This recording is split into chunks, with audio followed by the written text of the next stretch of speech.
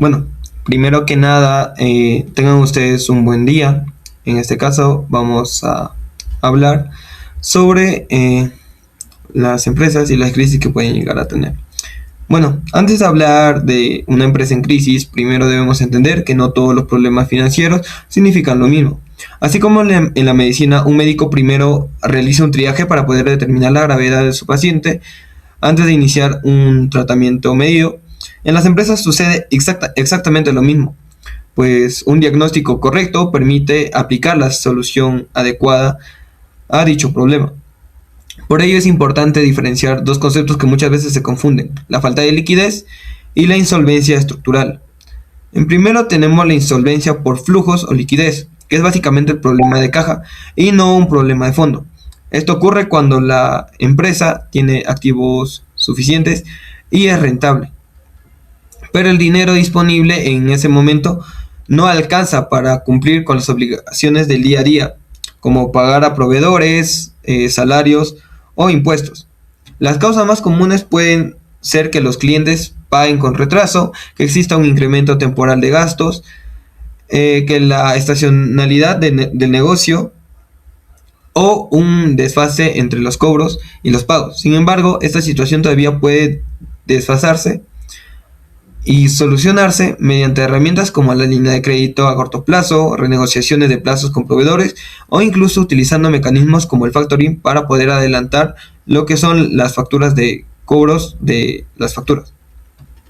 Lo más importante aquí es que las empresas sigan siendo viables, ya que cuentan con un patrimonio y activos suficientes para cumplir las obligaciones a largo plazo.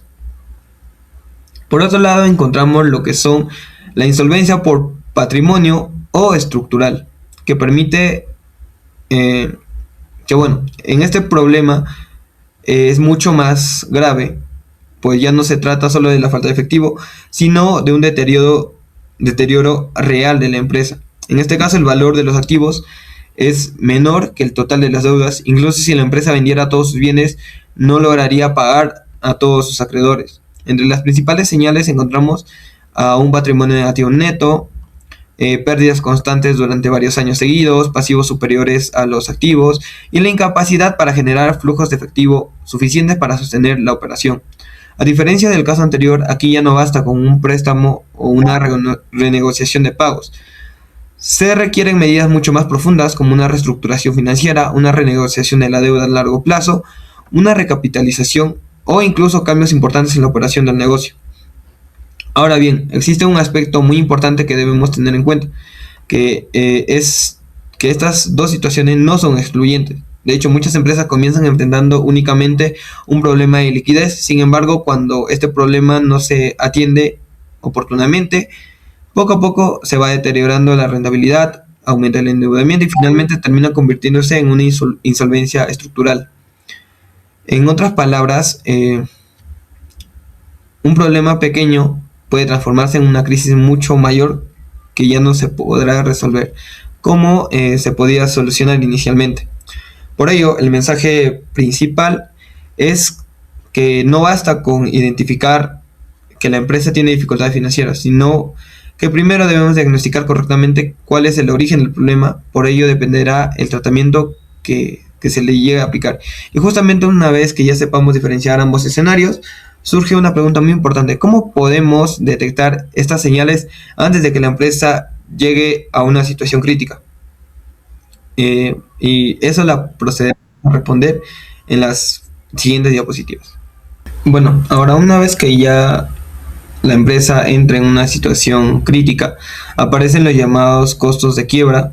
Y bueno, cuando hablamos de estos costos, muchas personas piensan únicamente en los gastos legales del proceso. Sin embargo, en la realidad existen costos mucho más amplios. En términos generales, la quiebra no solamente significa llegar a perder una empresa, sino que también destruir el valor para los accionistas, trabajadores, proveedores y acreedores. Incluso diversos estudios señalan que los costos pueden representarse entre el 10 y el 20% del valor total de una empresa. En primer lugar, encontramos lo que son los costos directos. Estos son los gastos visibles y administrativos que generan durante el proceso formal de quiebra o reestructuración.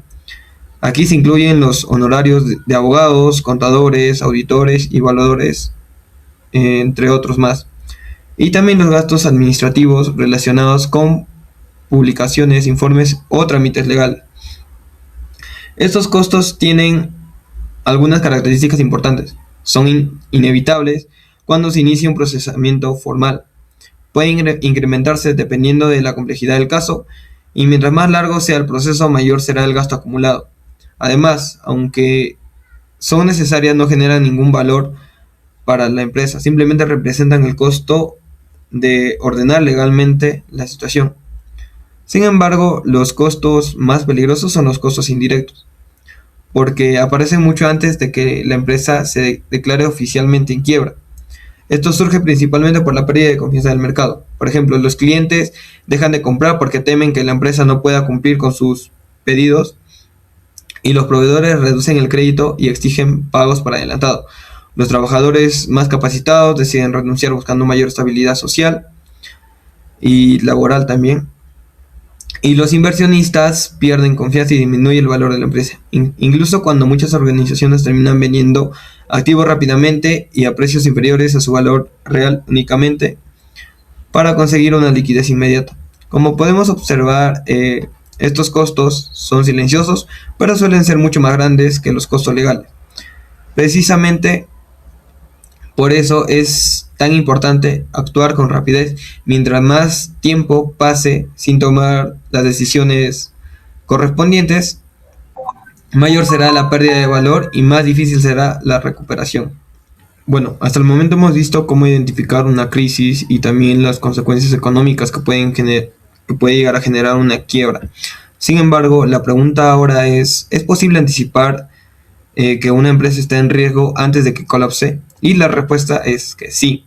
Para ello existen los modelos predictivos desarrollados por especialistas en finanzas, y uno de los más conocidos es el modelo Altman Z-Score, creado por el profesor Edward Altman de la Universidad de Nueva York. Este modelo combina 5 razones financieras en un solo indicador, con el objetivo de estimar la probabilidad de que una empresa quiebre dentro de los próximos 2 años. Lo interesante es que no analiza una sola razón financiera de forma aislada, sino que integra varios indicadores que reflejan diferentes aspectos de la salud financiera de la empresa. Primero analiza el capital de trabajo respecto a los activos para medir la liquidez de corto plazo. Luego considera las utilidades retenidas, que reflejan la fortaleza financiera acumulada a lo largo del tiempo. También evalúa la utilidad antes de intereses e impuestos, la cual mide la capacidad de la empresa para generar ganancias con los activos que ya posee. Además, incorpora el valor del mercado del capital respecto a la deuda, mostrando el respaldo patrimonial frente a las obligaciones financieras. Finalmente, analiza la relación entre ventas y activos, que permite conocer qué tan eficientemente la empresa utiliza los recursos para generar ingresos. Como resultado, el modelo obtiene un puntaje denominado Z-Score, cuya interpretación es bastante sencilla. Si el resultado es mayor a 2.99, la empresa se encuentra en una zona segura, con una baja probabilidad de quiebre. Si el puntaje está entre 1.81 y 2.99, se ubica en una zona gris, donde ya existen señales de alerta y la situación debe ser monitoreada constantemente. Finalmente, si el resultado es menor a 1.81, la empresa presenta una alta probabilidad de quiebra durante los próximos 2 años, por lo que resulta necesario actuar inmediatamente. No es necesario memorizar la fórmula para comprender su importancia. Lo realmente valioso es entender que este modelo permite utilizar únicamente los estados financieros para anticipar problemas antes de que la empresa deje de pagar sus obligaciones. Por esta razón, el Altman Z-Score es ampliamente utilizado por bancos, inversionistas y calificadores de riesgo antes de aprobar créditos o realizar inversiones, ya que les ayuda a tomar decisiones con información objetiva y reducir el riesgo financiero. En conclusión, el diagnóstico financiero no consiste únicamente en analizar cifras, sino que en interpretar oportunamente las señales que muestran los estados financieros para actuar antes de que la situación sea irreversible.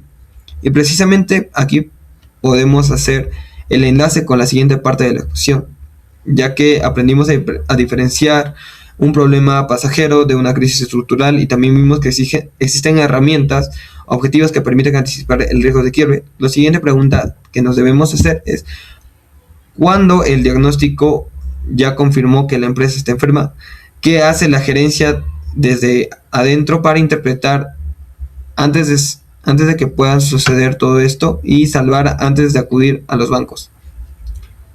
Y con esto doy paso a mi compañera. Continuamos con la reestructuración operativa y financiera interna. Cuando una empresa atraviesa una crisis financiera, lo primero que intenta hacer es salvarse con sus propios recursos. Es decir, antes de negociar con bancos, acreedores o ingresar a un proceso legal, realiza cambios internos para mejorar su situación financiera. Estas decisiones no suelen ser fáciles porque implican reducir gastos, vender algunos activos e incluso detener proyectos importantes. Sin embargo, todas estas medidas tienen un mismo propósito: recuperar la estabilidad financiera y garantizar la continuidad del negocio. Por eso se le conoce como una cirugía, porque la empresa elimina o modifica aquello que está afectando su funcionamiento para aumentar sus posibilidades de sobrevivir. Muy bien, vamos a continuar a detalle en la siguiente diapositiva. Continuamos con la reestructuración operativa, reducción de tamaño. Primero que todo, ¿qué es la reestructuración operativa? Esto consiste en reorganizar la forma en que funciona la empresa para hacerla más eficiente. Cuando una organización presenta pérdidas constantes, ya no puede seguir operando exactamente igual, porque eso solo empeoraría su situación financiera. Por ello, analiza cuáles son las áreas, procesos o actividades que generan pérdidas y decide eliminarlas o modificarlas. De esta manera, concentra sus recursos únicamente en aquellas actividades que sí generan ingresos y aportan valor a la empresa.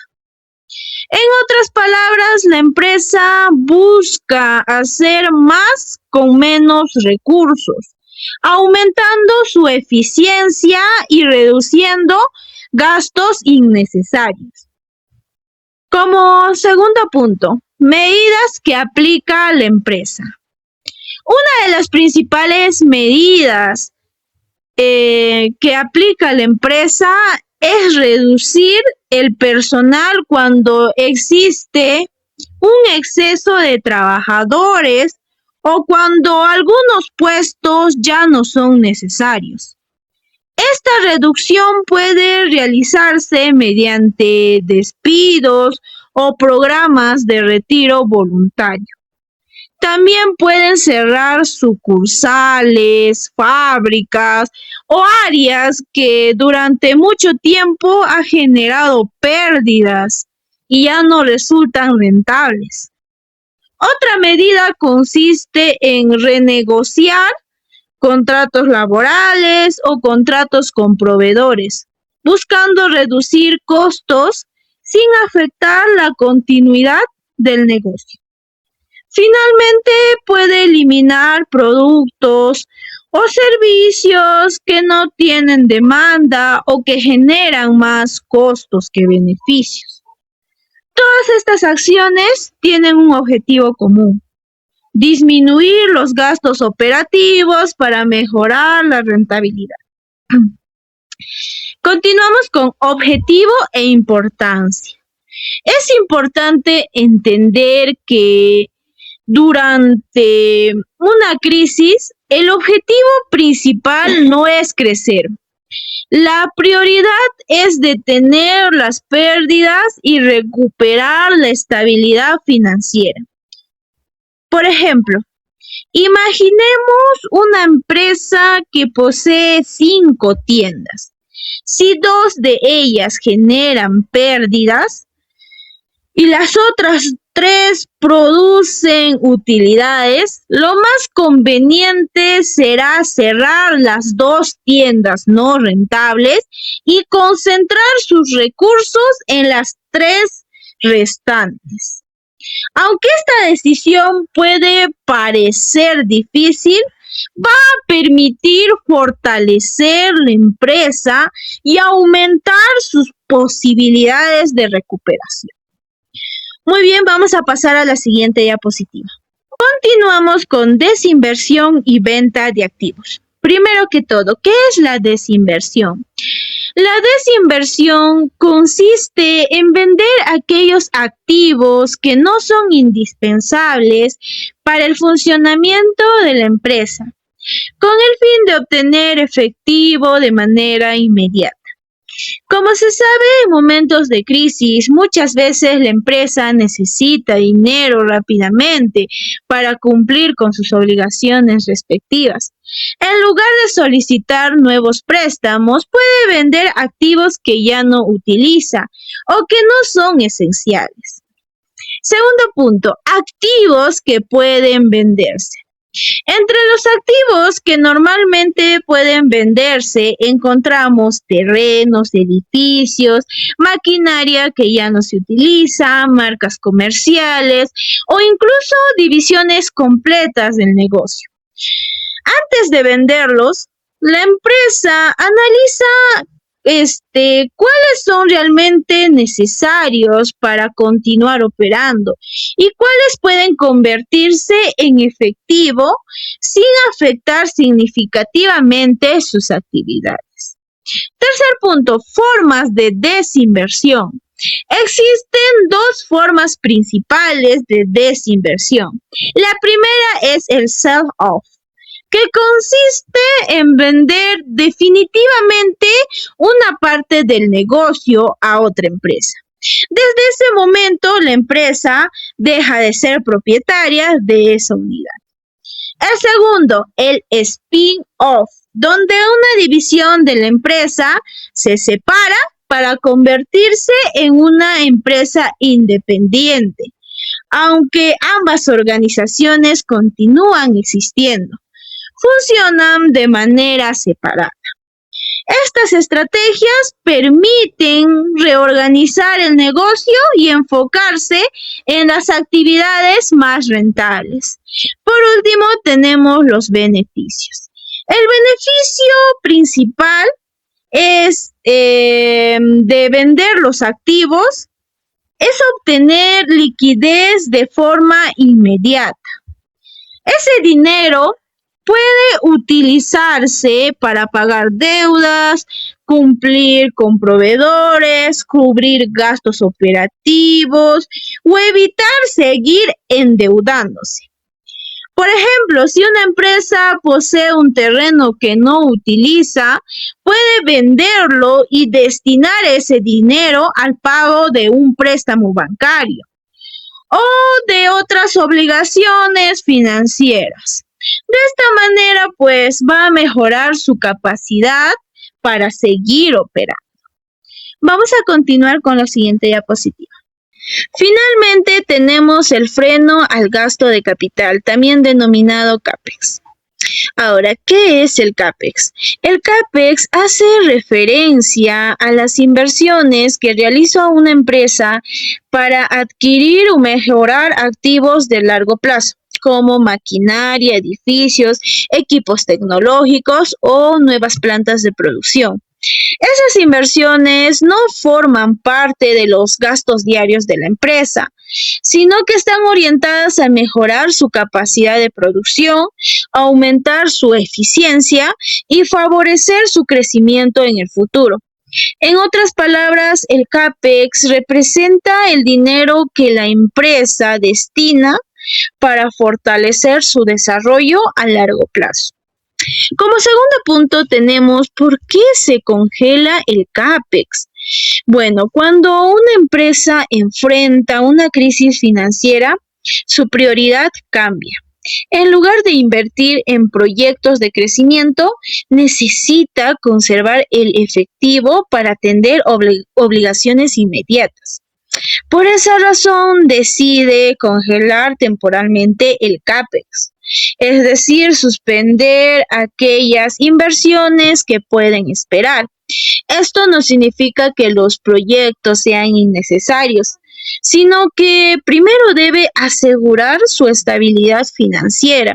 De esta manera evita comprometer recursos que pueden ser necesarios para mantener la operación de la empresa. Medidas que se toman. Para llevar a cabo esta decisión, la empresa revisa todos los proyectos de inversión que tenía planificado y determina cuáles pueden aplazarse sin afectar su funcionamiento. Entre las medidas más comunes están suspender proyectos de expansión, posponer la compra de maquinaria o equipos, cancelar nuevas construcciones y priorizar únicamente los gastos indispensables para que la empresa continúe operando. Con estas acciones se busca utilizar los recursos disponibles de manera más eficiente y evitar gastos que, aunque sean importantes para el crecimiento, no son urgentes durante una crisis. Como cuarto punto tenemos objetivo e importancia. El objetivo principal es preservar la liquidez de la empresa, es decir, mantener suficiente dinero disponible para cumplir con sus obligaciones más importantes, como el pago de salarios, proveedores, impuestos y deudas. Esta medida es fundamental porque permite que la empresa continúe operando mientras supera la crisis y reduce el riesgo de incumplir sus compromisos financieros. Por ejemplo, si una empresa tenía previsto construir una nueva planta de producción, puede decidir postergar ese proyecto y destinar esos recursos al pago de sus obligaciones. Una vez que recupere su estabilidad financiera, podrá retomar sus planes de inversión y crecimiento. Como conclusión a toda esta parte, diríamos que la reestructuración operativa y financiera interna representa el esfuerzo que realiza una empresa para superar una crisis utilizando sus propios recursos. Primero, reorganiza sus operaciones para reducir costos. Luego vende activos que no son esenciales para obtener liquidez y finalmente suspende inversiones a largo plazo para conservar efectivo. Aunque estas decisiones pueden ser difíciles, permiten fortalecer la situación financiera de la empresa y aumentan las posibilidades de recuperarse antes de recurrir a negociaciones con los acreedores o ingresar a un proceso concursal. En otras palabras, antes de pedir ayuda externa, la empresa hace de todo lo posible para corregir sus problemas desde adentro. Eso sería todo. Voy a pasar a mi compañero. Gracias. Buenos días, profesor y compañeros. A lo largo de todo este ciclo hemos estudiado cómo hacer crecer una empresa, pero hoy, como equipo, nos toca exponer el lado más oscuro y difícil de la contabilidad gerencial, la reestructuración financiera externa. Mi compañero acaba de explicar la cirugía interna. La empresa ya despidió personal, ya vendió terrenos no esenciales y detuvo todas sus compras. Pero la crisis es tan profunda que ese ahorro no alcanza para pagar la cuota millonaria que vence este viernes. Aquí es donde el gerente financiero debe enfrentar al sindicato de bancos. El primer paso es pedir una reprogramación severa. No hablamos de pedir un mes más de plazo, hablamos de rogar por lo menos 2 años de periodo de gracia donde solo paguemos intereses o incluso pedir que nos bajen la tasa de intereses a 0 para detener la hemorragia de la caja. Si la matemática sigue sin cuadrar, llegamos a la medida más dolorosa para el mercado, la quita o haircut. Le pedimos al banco que nos perdone legalmente, por ejemplo, el 30% del capital que le debemos. Uno podría preguntarse, ¿por qué un banco aceptaría perder millones voluntariamente? La respuesta es fría y financiera. Los bancos hacen proyecciones. Saben que si nos empujan a la quiebra hoy, en el remate de nuestras fábricas viejas, no recuperarán casi nada. Matemáticamente, perdonar el 30% de la deuda de una empresa viva es mucho más rentable que intentar cobrarle el 100% a un cadáver financiero. Pero ¿qué sucede cuando la deuda es tan masiva que ni siquiera con una quita podemos pagarla? Llegamos a la jugada maestra del salvataje corporativo, la capitalización de la deuda. Esta es una operación de alta ingeniería financiera. La empresa le dice al banco: no tengo efectivo para pagarte tus 10 millones de soles y nunca los tendré, pero te propongo algo: te pago con mi propia empresa. En este escenario, el banco condona el 100% de la deuda. Ese pasivo gigante desaparece de nuestro estado de situación financiera y a cambio la empresa emite un bloque gigante de nuevas acciones y se les entrega al banco. El impacto contable y societario es brutal. La empresa se salva de la insolvencia porque de la noche a la mañana ya no tiene gastos financieros, pero el costo para los dueños originales es la disolución extrema.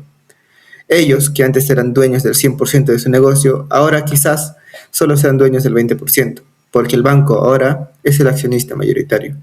El banco no quiere quedarse para fabricar productos, claro que no. Su objetivo es sanear la empresa, mejorar la empresa, esperar unos años a que suba el valor en el mercado y vender esas acciones para recuperar los 10 millones que nos prestó originalmente. Todo lo que hemos visto hasta ahora son negociaciones privadas en un escritorio, pero cuando la confianza se rompe, cuando un proveedor pierde la paciencia y nos interpone una demanda de embargo, las negociaciones privadas fracasan. Aquí es cuando interviene la ley y entramos al sistema concursal regulado por Indecopi. Ingresar al procedimiento concursal no es sinónimo de cierre inmediato. De hecho, su objetivo principal es recuperar el crédito. Al ingresar, el Estado nos otorga el famoso marco de protección patrimonial. Esta es una burbuja legal. A partir de ese día, todas nuestras deudas quedan congeladas, las moras dejan de crecer y lo más importante, se levantan los embargos. Ningún banco puede venir a llevarse las maquinarias, porque si lo hace, paraliza la producción y perjudica a los demás acreedores. Sin embargo, el precio de esta protección es el poder. El gerente general y los accionistas son separados de la toma de decisiones estratégicas. El control absoluto de la compañía pasa a la junta de acreedores, una asamblea donde se sientan los bancos, los representantes de los trabajadores, la SUNAT y nuestros proveedores. Ellos, votando en proporción a cuánto dinero le debemos, decidirán si nuestra empresa merece seguir existiendo. Finalmente, esta junta de acreedores, basada en auditorías y proyecciones financieras, debe votar por uno de los dos caminos definitivos. La opción A es la reestructuración. Si los acreedores concluyen que la empresa tiene un buen producto y es viable, pero que estaba pésimamente administrada, votarán obviamente por salvarla. Nombrarán una nueva administración externa, aprobarán un plan de reestructuración severo con cortes de presupuesto y la empresa seguirá viva. Obviamente operando para pagar poco a poco durante los próximos años. Pero si los acreedores ven que la empresa está tecnológicamente obsoleta y genera más pérdidas operando que cerrada, votarán por la opción B, la liquidación. Esta es la muerte corporativa. Se contrata a un liquidador, se apagan las máquinas, se despide a todos y se remata desde el terreno hasta el último escritorio. Con el dinero de este remate se paga respetando un orden específico sagrado de la ley peruana. Primero se pagan los beneficios de los trabajadores, luego los tributos a la SUNAT, luego a los bancos con garantía hipotecaria y si sobra algo, que en la mayoría de veces nunca ocurre, a los proveedores sin garantía. Con este escenario extremo concluimos nuestra exposición y también cerramos los temas de este semestre. A lo largo de todas estas semanas hemos aprendido que las finanzas no se tratan solo de llevar un registro contable, sino de tomar decisiones de vida o muerte para una corporación. La labor del gerente y del contador es evitar, con inteligencia y estratégica, que nuestra empresa termine sentada frente a una junta de acreedores. Muchas gracias por su atención. Eso es todo.